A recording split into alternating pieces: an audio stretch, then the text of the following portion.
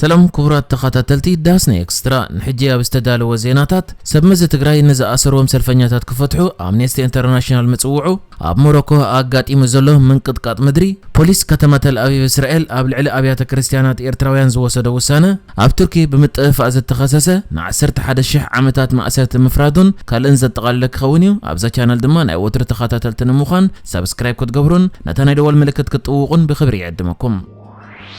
سمز تግራይ ኣብ ልዕሊ በሰላማዊ ኣገባብ ተቃውሞታቶም ዘስምዑ ዝነበሩ ሰልፈኛታት ማህረምትን ማእሰርትን ከም ዝፈጸሙ ዝገልጽ ጸብጻባት ከም ዝሰንበዶ ተሓላቂ ሰብኣዊ መሰላት ዝኾነ አምነስቲ ኢንተርናሽናል ገሊጹ። እቶም ኣብ ዝሓለፈ መዓልታት ኣብ ትሕቲ ቀይዲ ዝኣተው ሰልፈኛታትን ኣባላት ተቃውምቲ ውድባትን ክፍትሑን እቲ ጉጅለ ጸዊዑ ኣሎ። አምነስቲ ኢንተርናሽናል ኣብ መግለጺኡ ግዚያውያን ሰብመዝ ትግራይ ነቶም ካብ ሶልስ ጀሚሩ ኣብ ትሕቲ ቀይዲ ዝኣተው ኩሎም ሰላማውያን ሰባት ብህጹጽ ክፈትሑ ንጽውዕ ክብል ጻውዒት ኣቕሪቡ ዘሎ። መራሕቲ ትግራይ ናይ ሰባት መሰላት ናጽነት ሓሳብ ከመግላጽን ምትእኻብን ከኽብሩን እቲ ኣብ ትዊተር ዝወጸ መግለጽ ናይቲ ትካል ተማሕጺኑላ። ዝሓለፈ ሒደት መዓልታት ሰብመዝ ጸጥታ ክልል ትግራይ ኣብ ከተማ መቐለ ንሓያለ መራሕትን ኣባላትን ተቃወምቲ ውድባት ዝርከብዎም ሰልፈኛታት እናሃረሙ ከኣስርዎም ከም ዝተረኣዩ ጸብጻባት ሓቢሮም። አምነስቲ ኢንተርናሽናል ድማ ኣብ ልዕቶም ነቲ ግህሰት ዝፈጸሙ ሰብመዝ ጸጥታ መርመራ ክፍጸምን እቲ ክልል ካብ ዕናዊ ኩናት ኣብ ዝወጻሉ ዘሎ እዋን መሰላት ሰባት ምኽባር ኣገዳሲ ምዃኑን ኣመልኪቱ። እቶም ውድባት ኣብ ትግራይ መሰረታዊ ፖለቲካዊ ለውጥታት ክግበሩ ዝጽውዕ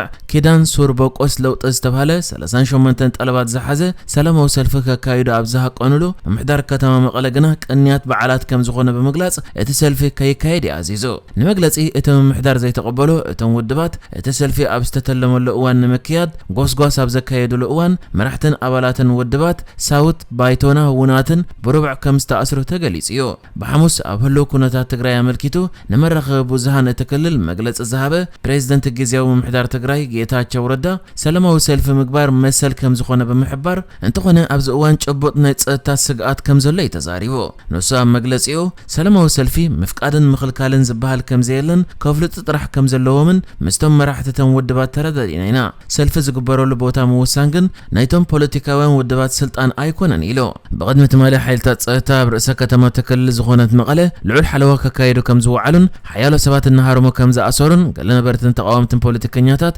ሓቢሮም እዮም። እቲ ብሕወሓት ዝምራሕ ግዚያዊ ምሕዳር ክልል ትግራይ ብሰንኪ ዘጋጥሞ ዘሎ ብድሆታት ነቲ ክልል ከምቲ ዝድለ ክቆጻጸሮ ከም ዘይከኣለ ጌታቸው ረዳ ተኣሚኑ እዩ። ኣብ ትግራይ መንግስቲ ዘይፈልጦም ኣብያተ ማእሰርቲ ኣለዉ ክብል ምእዋጅ እውን መርኣያ ናይ ዝምኾነ ይገልጽ።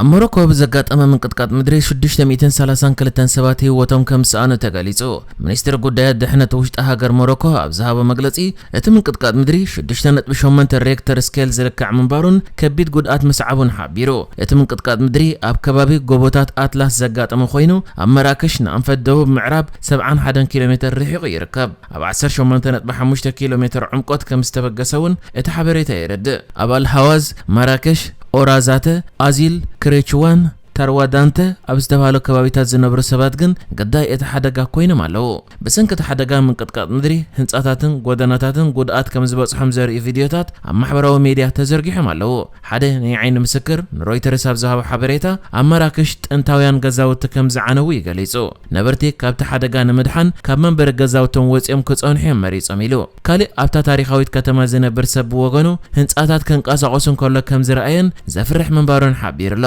ዓብደላክ ኤልኤምሪኒን አጃንስ ፍራንስ ፕረስ ኣብ ዝሃቦ ሓበሬታ ሰባት ሰንቢዶምን ፈሪሖም ነይሮም፣ ወለዲ ተሻቂሎም ቆልዑት ይበኽዩ ነይሮም ኢሉ። ን10 ደቂቕ ኣገልግሎት ኤሌክትሪክን ቴሌፎንን ተቋሪጹ ከም ዝነበረ እውን ተገሊጹ። ሓደ ሙሉእ ስድራ ኣብ ሓደ ዝፈረሰ ገዛ ተደብዩ ከም ዝነበረ ክገልጽ እንከሎ ብዙሓት ናብ ሆስፒታል ከም ዝተወስዱ ተፈሊጡ ኣሎ። እቲ ምንቅጥቃጥ ምድሪ ካብ ጎቦታት ኣትላስ ብተወሳኺ ኣብ ርእሰ ከተማ ራባት ካዛብላንካን ኢስዎርያን ከም ዝተሰምዐ እውን ተፈሊጡ። እቶም ኣብ ጎቦታት ዝተሰርሑ ህንጻታት ካብቲ ሓደጋ ምንቅጥቃጥ ምድሪ ዝተርፉ ኣይመስሉን እዮም። ሙሉእ ጉድኣት ናይቲ ኣብቲ ከባቢ ዘጋጠመ ሓደጋ ንምፍላጥ ግዜ ክወስድ ምዃኑ ግን ይግለጽ ኣሎ።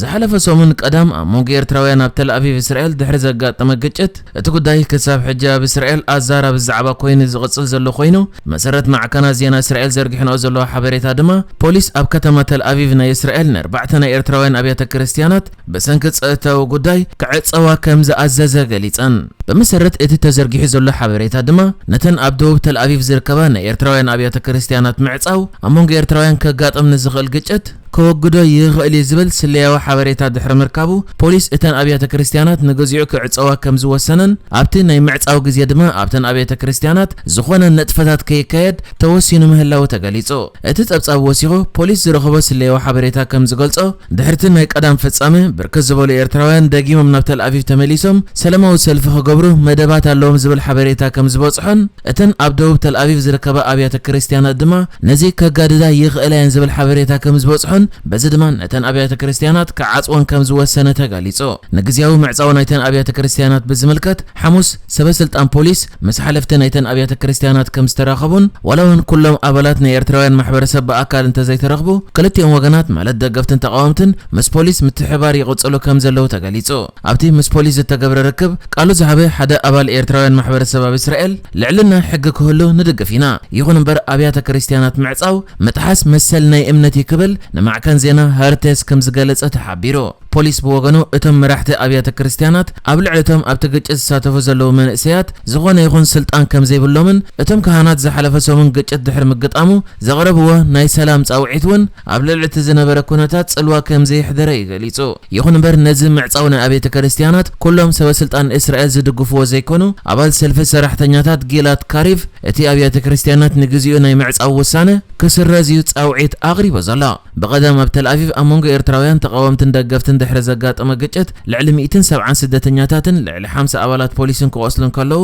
ኣብ ንብረት እውን ከቢድ ጉድኣት ይበጺሑ ድሕሪ እቲ ግጭት ቀዳማይ ሚኒስትር እስራኤል ቤንያሚን ነታንያሁ ቀይሕ መስመር ተጣሒሱ ብምባል ኣብቲ ግጭት ዝተሳተፉ ኤርትራውያንን ካልኦት ዘይሕጋውያን ኣፍሪቃውያንን ናብ ሃገሮም ክጥረዙ ምዃኖም ተዛሪቡ ንሱ ኣብቲ ዘረብኡ ኣብቲ ዘቆምናዮ ካቢነ ሚኒስትራት ኣብቲ ግጭት ዝተሳተፉ 1000 ደገፍቲ እቲ ስርዓት ንምስጓግ ዘጠቃልል ስጉምታት ክውሰድ ሓቲትና ኣለና ደገፍቲ እቲ ስርዓት ንሕና ስደተኛታት ኢና ክብሉ ኣይኮሉን እዮም እንተ ደጊፎም ናብ ሃገሮም ክምለሱ ይኽእሉ እዮም ክብል እዩ ተዛሪቡ ዝነበረ